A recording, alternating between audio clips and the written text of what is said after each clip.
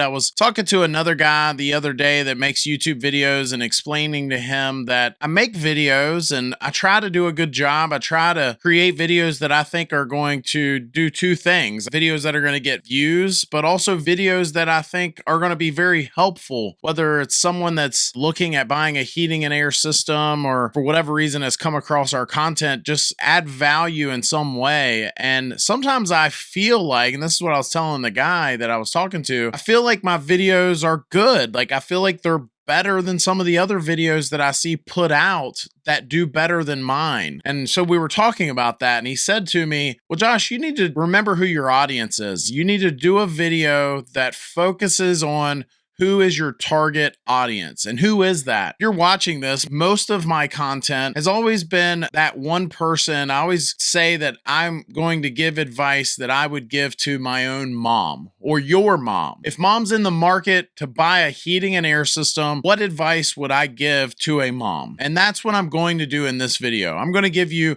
7 things that I would give advice to my own mom or your mom. Advice that I think a lot of customers, we help people on our website, newhvacguide.com, all the time. And I focus on some of the things we're going to talk about in this video. And I'm going to ultimately target who my audience is, and that's mom who's about to buy a heating and air system. And this is exactly the advice that I would give her. And so unscripted, I did write out these 7 things. I wrote out some bullet points, but I think the 7th one will really surprise you if you stick around to the end. Before I dive into these 7, do me a favor and hit that subscribe and that like button. And in return, I will do my best to respond to every comment left on this video. Let's dive into it. 7 pieces of advice if my own mom or your mom was in the market for a heating and air system. This is the advice that I would give her. The first piece of advice would be, you would think common sense, but that is to get quotes. Get multiple quotes. Most companies out there will provide you with free estimates. A lot of heating and air companies cringe, or they hate when I say that. They'll say, well, Josh, we're not in the business to be running around and all these people getting all these quotes. They're kind of wasting our time if they're not going to pick us. And I'm sensitive to that. I owned a heating and air business for 11 years, and I hear you if that's you. But again, if I was talking to my own mom, if I was saying, Mom, this is what you need to do to make sure that you're making the best decision on that heating and air system you're going to get, I would get no less than 3 quotes. No less. Most of the people that I help on our newhvacguide.com website, I try to encourage them to get at least 5 quotes. And the reason is, of those 5 quotes that you're going to get, I would guess that at least 2 of them you already know for some reason out the gate, this isn't who I want to do business with. I'm not going to get into what those reasons are because it could be just simply unique to you. Maybe it's just not a good feeling. Maybe they don't give you the warm fuzzies. We're going to talk in just a moment more about selecting the contractor. I would just encourage you to get multiple quotes, call different companies. And that does lead me into my second one, and that is making sure you hire a good contractor. Find a contractor that gives you the warm fuzzies. Get as many quotes as you need to find that contractor. And the other thing I would be doing is not just getting lots of quotes and finding the best contractor, and you're looking at pricing, but you're also looking at different things that they're offering and whether or not that contractor is giving you good advice or they make you feel good when they're in your home or whatever it is you're gauging.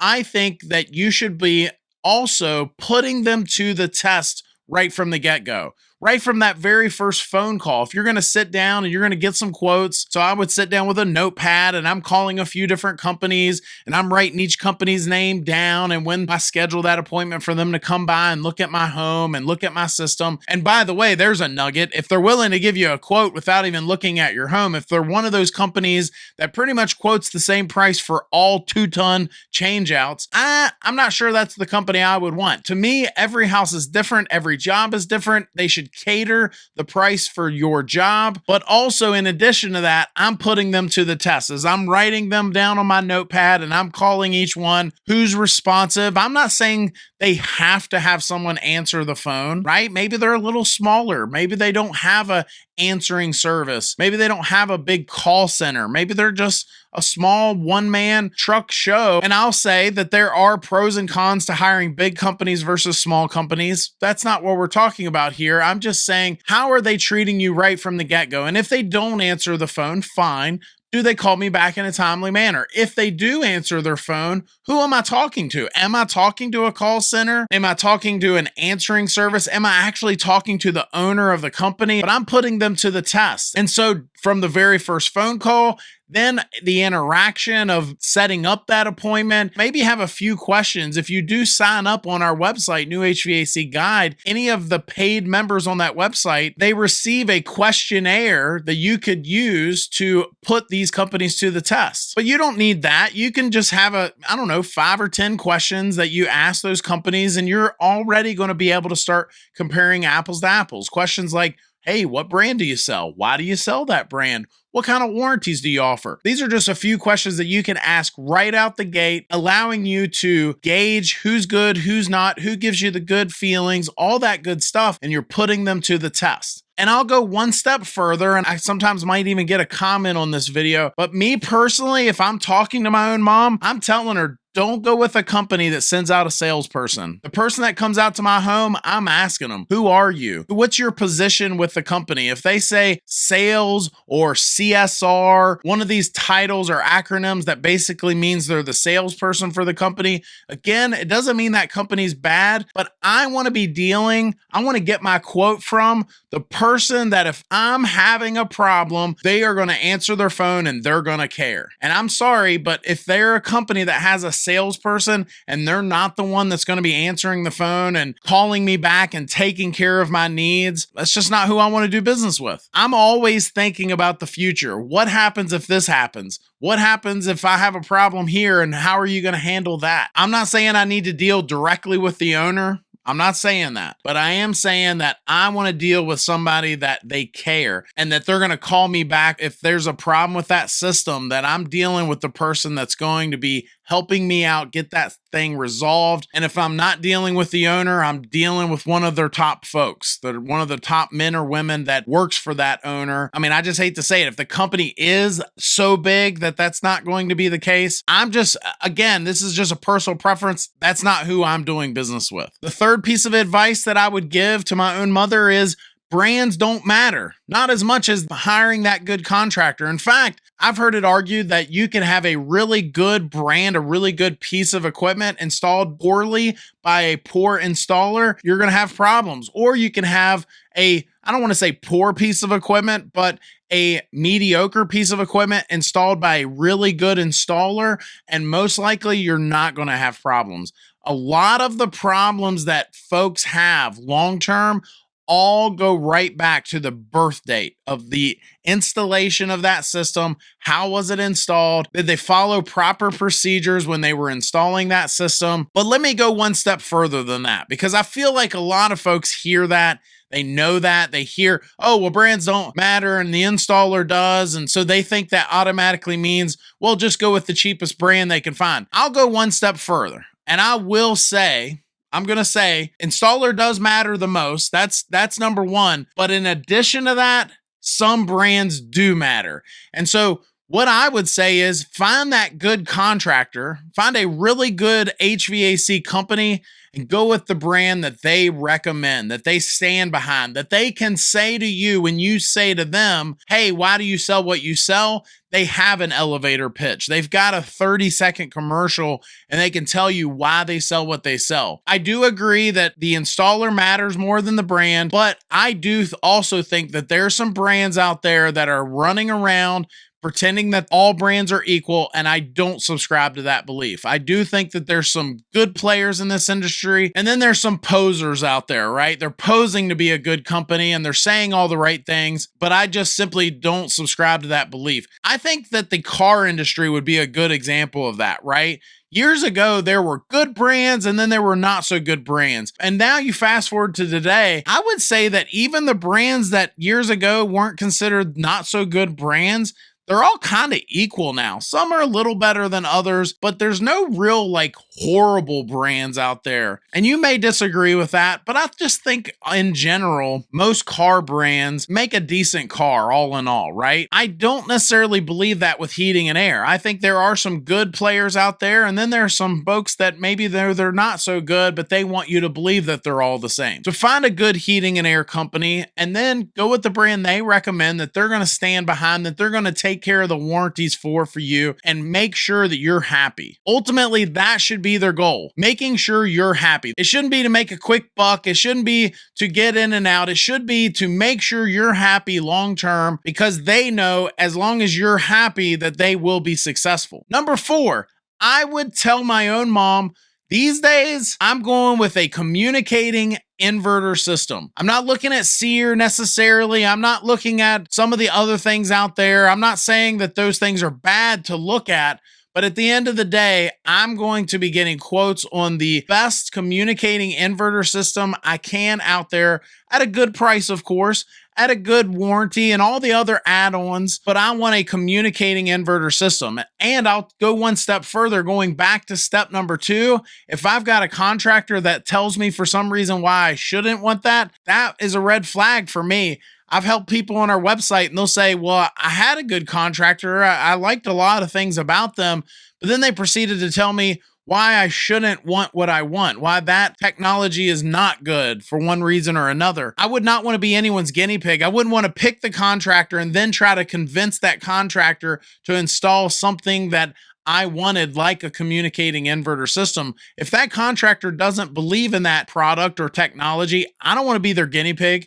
I certainly don't want to force them to install something that they don't believe in. But we do have an industry where there's a lot of old school thinking there. And as someone that has installed and worked on a lot of communicating inverter systems, and I have friends that do the same, most of us know the capabilities. And I'm sure there's going to be guys that'll comment on this video and they always say the same thing, same arguments, different face. And they'll always say, well, they're not as good. They don't last as long. They don't get their money's worth. And I will admit that if you are moving soon, if you know you're going to be moving from that house soon, maybe the extra investment to go from a budget-friendly system to a communicating inverter system, maybe it wouldn't be worth it. If you're not going to be there very long, you're not going to stay there long enough and save enough money on your utility bills for it to matter. But other than that argument, saying things like they don't last as long, it's just simply not true. Maybe they don't last as long for that contractor because he doesn't know what he's doing and he's not installing them correctly. But as someone that's installed a bunch of them and I see how reliable they are, if they are installed properly and how much money they can save customers. I had a lady, I was just telling the story on my live show the other night, which by the way, if you've never checked out our live show, you got to check out. We're live on Tuesday nights where folks can ask questions live. We do it every Tuesday night. Check out our new channel, HVAC Guide Live Show, and subscribe. But I was just telling this story the other night of a lady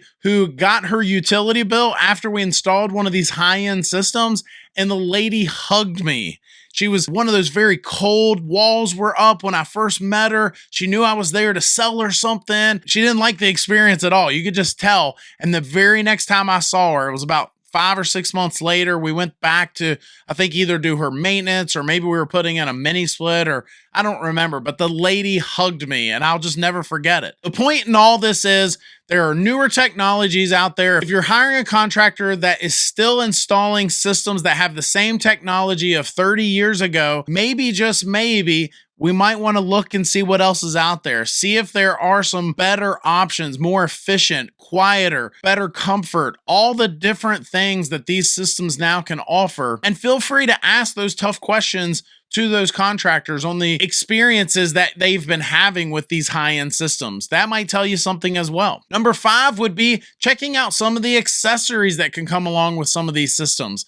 Some of the indoor air quality products and some of the extra protections that are out there, whether it be surge protection or phase monitoring, other accessories like maybe that system doesn't have to be on the ground on a pad. Maybe you can do wall brackets or some sort of stand or mount for that system. I'll put down in the description of this video some of my favorite accessories that we've recommended on multiple videos, but consider your options out there. Maybe a Wi-Fi thermostat giving you added abilities. Maybe you can control that AC or heat from work before you come home, maybe running a schedule, or even some of these smart thermostats today that can kind of learn your actions and when it needs to turn on with recovery and all the other different types of technologies that are out there with these accessories that are coming along. Consider your options, see what that contractor offers, see what they can recommend, see if they have any awesome stories. I remember telling a story about a UV light, thinking they were snake oil, not really understanding what all they did. And then we installed one for a customer, and I saw how much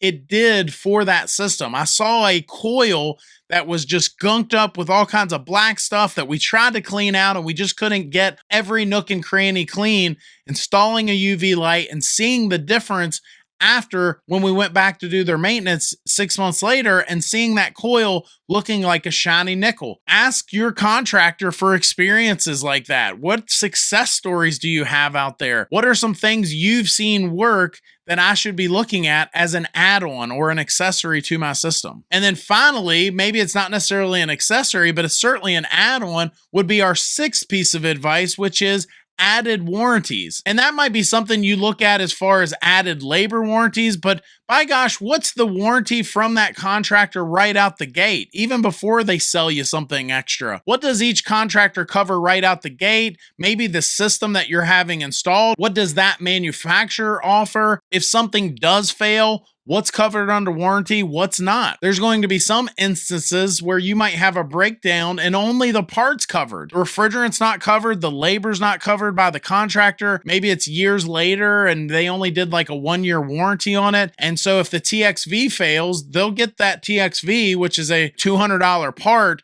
But to put that part in with all the refrigerant and all the labor and all the materials to install that part, you can sometimes be looking at quite a significant investment. And so finding out what those things will look like beforehand, you may not like the answers, but at least ask the questions. What is that warranty going to cover? If we have this conversation 6 years from now and that TXV or that evaporator coil or the compressor fails, whatever that part is, what does that look like? What's covered? What's not? Making sure you're covering all your bases. And I'll also go one step further on the warranty and say, ask that contractor if they are going to register the warranty for you. So they install the system, they register the warranty, and they send you the certificate. Are you responsible for registering that warranty? Oh, by the way, this is not like some electronic that you bought for your house and it comes with that little pamphlet that says register your warranty just so they can send you more junk mail. No, these registered warranties can sometimes double the life of your warranty, your parts warranty, going from say a 5 to a 10-year warranty, sometimes even more than that. We've had customers at my company years ago, we would do repairs for customers and we'd have to go to them and say, hey, listen, this part has failed and your system is 6 years old. And they say to us, well, great, I have a 10-year warranty. And we say to them, whoever installed this, they didn't register the warranty. We checked, there's no warranty on it, and having to break that bad news. And I'll say this, if you've already got a system and you're not sure if it was registered, you're not sure what the warranty coverage is on it, if you go to our website, newhvacguide.com, scroll to the bottom and click check my warranty, and then you'll be able to put your information in and see if your warranty is still valid or not. See what the coverage is. But before you even hire that contractor and give them a deposit, let's find out, are they going to register the warranty? Are they expecting you to register the warranty? If they do expect you to register the warranty, are they going to give you pictures of the serial numbers?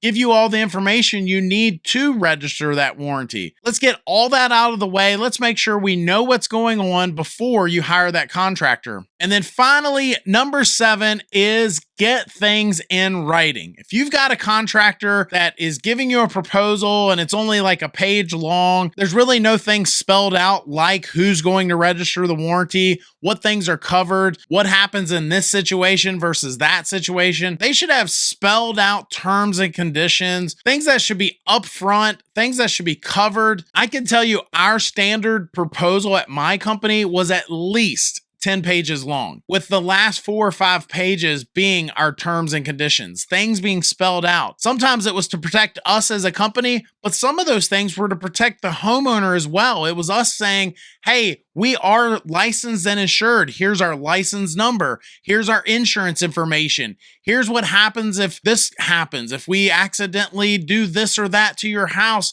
this is how that would be handled. All of those things were spelled out. Get those things in writing. But you might already be saying, we've had people on our website say to me, Josh, I don't really feel comfortable. I finally found a good contractor. I don't want to scare them away. I don't want to play hard-nosed ball and say, hey, I want these things. I want this all in writing and all this. I don't want to scare them away. I think there's some ways that you can word it. I think you can maybe even blame me. Blame your cousin that lives in another state. Say, hey, my cousin, he does heating and air. He lives in a different state, but he was telling me to make sure I get these things in writing. What do I need to do here? Can I get a contract in place? I really like you. I want to hire you. I just want to make sure some of these things are clear. And we've had that. We've had that on my website where we've helped people and they blame their cousin in a different state. But we've also had contractors say to that homeowner, I'm not doing that. For whatever reason, they're just not willing to spell it out anymore clear or do a proper contract. And I just got to say, that alone might be a red flag. Do you want to do a business with somebody and pay them thousands of dollars if they can't just do a simple contract? I understand they're busy. Oh, well, we're so busy, we don't have to deal with problem homeowners that want things in writing. Fine. Maybe they're just so busy. Maybe they really are that good that they're so busy that they don't want to deal with that. Do you want to give them your hard-earned thousands of dollars without a contract in place? Without having something in writing? What happens if something goes wrong? What happens if something does need to be covered under warranty? Certain things should be spelled out. And if they're not willing to do that, they're not willing to provide you with their license number from their state. Every state's different, granted. But if you live in a state where they should be licensed to do what they're doing and they're not willing to provide that, or if they're not willing to provide a COI, a certificate of insurance, proving that they are a licensed and insured company, red flag, right? These things should be spelled out. It was not that big of a deal if somebody asked us for those items. And so at the end of the day, just to summarize this whole video, I think you should get quotes. I think you should find a good contractor and put them to the test. I think you should deal directly with a person that is going to care, not some CSR or salesman. No offense if you're someone in the industry and you happen to be in that position. That's just not who I would want to do business with. I would focus less on the brands. I would want to find a good contractor and focus less on what brand I'm thinking about or something I heard in one of Josh's videos or somebody else or read on some website. I'm going to focus on a good contractor and less about the brand. I'm going to go communicating inverter. I want a system that is super efficient, super quiet, super optimized to run and keep my family comfortable. I'm going to make sure I cover my bases on accessories, keeping the air clean in my home and keeping that system safe. I'm going to look at how does that company handle warranties? What's their warranty length? What happens if I need to make a warranty claim? And then finally, I'm going to make sure everything is in writing. I want to make sure that this company is who they say they are, that they're willing to shut up and put up things in writing. What exactly are we doing here in a contract? And if I find all of that, I find a contractor that checks all of those boxes and they give me the warm fuzzies and, they give me a decent price, then that's probably who I'm going to do business with. What are your thoughts? Did I miss something? Is there something that you look at before hiring a heating and air company that I didn't cover? I'd love to hear about that down in the comments section. Again, I'm going to try to respond to every comment left on this video. That said, if you like this video, I think you'll like this one even more. It's where I give you a tip on HVAC UV lights. Thanks for watching. Hit that subscribe button. We'll see you next time.